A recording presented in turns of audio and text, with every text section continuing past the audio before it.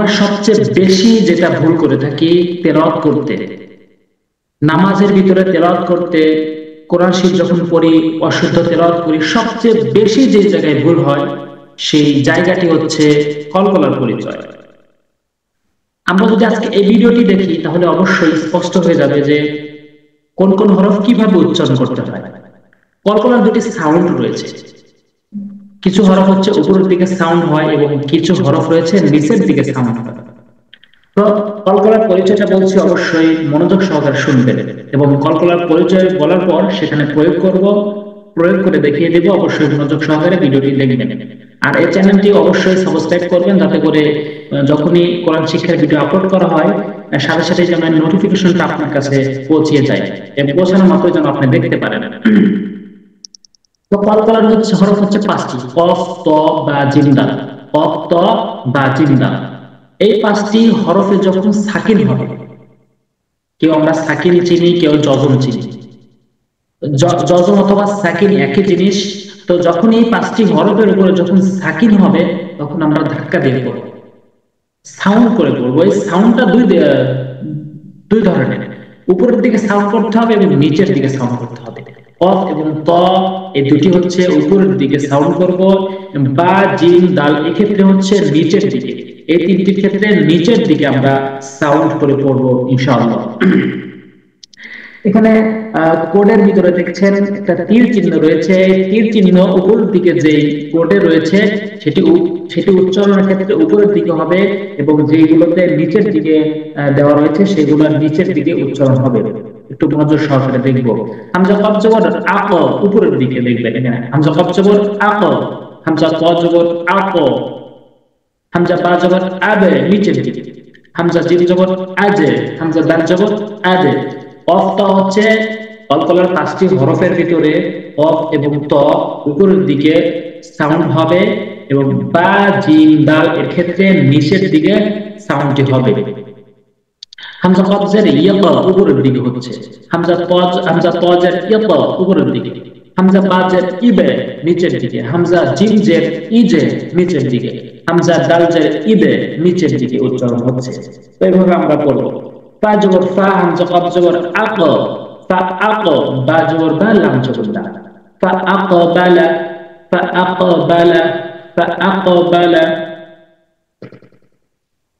এরপরে হামজা ত জবর আত, আইন জবর আ, আত আ, মিম জবর মা, হামজা মিম পেশ হুম, আত আমাহুম, আত আমাহুম, মিম বা জবর মাবে নিচের দিকে উচ্চারণ হচ্ছে মাবে, তা ও পেশ সু, মাবে সু, তা জের সি, মাবে সু সি, ইয়া জিম জবর ইয়াজে, র ইয়াজের রি, ইয়াজে রি, ইয়া দাল জবর ইয়াদে, ইয়াদে, ইয়াদো না, ইয়াদো হবে না, ইয়াদে, খ পেশ হু, লাম অবশ্যই লু, ইয়াদে খুলু, নুন জবর না, ইয়াদে খুলুনা। এভাবে আমরা পড়ব।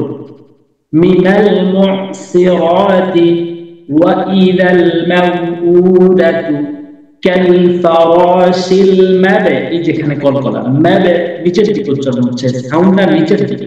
মাবাসুস মিন আহলিল কিতাব, কিতাব এই নিচের দিকে। ওয়া আখরাজাতিল আরদ লাইলাতুল কদর। এরপর আমরা জজমের পরিচয়টি শিখব। জজম মাথা বাঁকা, এখানে দেখবেন